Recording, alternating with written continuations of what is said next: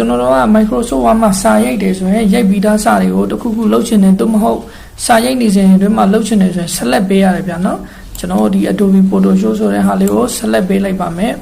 select ပေးပြီးတော့ဒီဘိုးကဘယ်လိုနေရာမှာတုံးလဲဆိုတော့စာလုံးကိုပို့ပြီးတော့ထူသွားစေအောင်ထူသွားစေတဲ့နေရာမှာတုံးတယ်ဗျကျွန်တော်ဘိုးလေးနှိုက်ကြည့်လိုက်တော့ပို့ပြီးတော့ထူသွားတယ်ဗျဒီမှာပါတဲ့ enter layer ကြတော့ဘာမှဘယ်မှာတုံးလဲဆိုစာလုံးကိုစောင်းစောင်းလေးဖြစ်သွားစေခြင်းတဲ့နေရာမှာတုံးတယ်ဗျစောင်းစောင်းလေးဖြစ်သွားပါတယ်နော်နောက်တစ်ခု under layer ကြတော့ဘယ်မှာတုံးလဲဆိုတော့အောက်ကမီတာတဲ့အခါမှာတုံးတယ်ဗျနော်အဲ့တော့ under layer လေးနှိုက်လိုက်တော့မီလေးဖြစ်သွားတယ်ဗျအဲ့တော့သူ့မှာ more option လေးပါတဲ့နေရာလေးကိုနှိုက်ကြည့်မယ်ဗျဘာတွေပြောထားလဲပေါ့နော်အဲ့တော့ more option မှာတွေ့ရတာဒါတော့ဒါပဲ under layer ပါတစ်ချက်နှိုက်ကြည့်လိုက်ပါ under layer နှစ်ခုပေါ်လာပါလိုက်မယ်နောက်တစ်ခုကကြတော့ဒီလိုမျိုးဘိုးဖြစ်နေတဲ့မီလေးလိုချင်ဒီမှာလာနှိုက်လို့ရပါတယ်ဗျနောက်တစ်ခုကကြတော့ဒီမှာ dot လေးတွေလိုချင်ရတယ်ဗျဒီမှာအတွက်လေးတွေလိုချင်တဲ့ပုံစံလေးတွေရွေးလို့ရတယ်ဗျဒါပေမဲ့ကျွန်တော်ဒီမှာပြချင်တာတစ်ခုက more analyze လေးမှာတွားပြီးတော့တွေ့ဒီမှာထိုင်ရလို့ပေါ့လက်ရှာလေးမှာ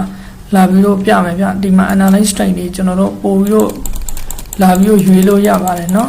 အဲ့တော့လိုချင်တဲ့ဟာလေးတွေဒီမှာလာပြီးတော့ရွေးလို့ရပါတယ် analyze color analyze ရဲ့အရောင်လေးလေးရွေးလို့ရတယ်ဗျကျွန်တော်အစိမ်းရောင်လေးထားကြည့်လိုက်မယ်ဒီဟာကိုကြတော့အတွန့်လေးနှစ်ထပ်ထားကြည့်လိုက်မယ်ဗျเนาะပြီးတော့ကျွန်တော် okay လေးတစ်ချက်လောက်နှိုင်းကြည့်လိုက်မယ်ဒီလိုပုံစံလေးရတော့ပါမယ်เนาะဒီလိုပုံစံလေးရတော့ပါမယ်ဒါကိုပဲကျွန်တော်ပြန်ပြီးတော့ဖြုတ်ချင်နေဆိုရင်ဒီမှာပဲလာပြီးတော့ဖြုတ်လို့ရတယ်ဗျခုကတော့မဖြုတ်ပြတော့ဘူးเนาะနောက်ထပ်ဒီဟာဘာလဲဆိုတာ strike through လို့ခေါ်တယ်ဗျစာလုံးကိုဖြတ်ပြီးတော့မီတာမယ်ဆိုရင်ဒါလေးကိုသုံးလို့ရပါတယ်ဒါကကြတော့ set script လို့ခေါ်တယ်ဗျအောက်မှာစာလုံးခဏတစ်လုံးလုံးဒီမှာကျွန်တော်နှစ်ပေါ့နော်ခဏနံပါတ်2ကိုရေးလိုက်မယ်ဗျအဲ့နှစ်ဆိုတဲ့စာလုံးလေးကို select ပေးပြီးတော့ set script လုပ်လိုက်မယ်ဆိုရင်အောက်ကိုရောက်သွားမယ်ဗျဒီလိုမျိုးအောက်ကိုရောက်သွားစေချင်တော့ဒီ set script လေးသုံးလို့ရပါတယ်အပေါ်ထညံပုံစံမျိုးရောက်သွားခြင်းသုံးတဲ့ဟာတော့ super script ပါဒါလေးကိုတစ်ချက်နှိုင်းလိုက်ရင် super script ဖြစ်သွားပါမယ်ပြန်ဖြုတ်ခြင်းနေဆိုရင်တော့ဒါလေးကိုပဲပြန်ပြီးတော့နှိုက်လိုက်ပါခင်ဗျာเนาะပြီးတော့ဒါကတော့ဟို test design ပေါ့เนาะ test effect ပေါ့เนาะ effect နဲ့ typography ပေါ့เนาะအဲ့တော့ဒါလေးကိုရှင်းပြပါမယ်ဒါကဘာတွေပါလဲဆိုတော့ကျွန်တော်ဒီဟာလေးကိုပဲဘိုးတွေ internet လေးတွေပြန်ဖြုတ်လိုက်မယ်ဗျာကျွန်တော် analyze လေးပြန်ဖြုတ်ရှင်ပါတယ် analyze မှာနှုံးထားလိုက်ရင်ပျောက်သွားပါမယ်เนาะလောက်ထားလေးတွေကိုပြန်ဖြောက်ခြင်းလေးဘယ်လိုဖြောက်အောင်လဲဆိုတာလေးမှတ်ပေးထားပါဗျ။မှာကျွန်တော် test effect နဲ့ typography လေးကိုပြန်ပြီးတော့လုပ်ကြည့်လိုက်ပါမယ်။အဲ့တော့ဒီမှာ effect တွေအများကြီးပါတယ်ဗျ။ကျွန်တော်ဒီ effect လေးတစ်ချက်လောက်ထားကြည့်လိုက်ပဲဗျနော်။ဒီမှာဒါလေးပြောင်းသွားပါတယ်နော်။နောက်ထပ်အများကြီးပါတယ်ဗျ။ outline ဆိုတာကတော့အပြင်ကမီးပေါ့နော်။အပြင်ကမီးပေါ့။အဲ့တော့သူကတော့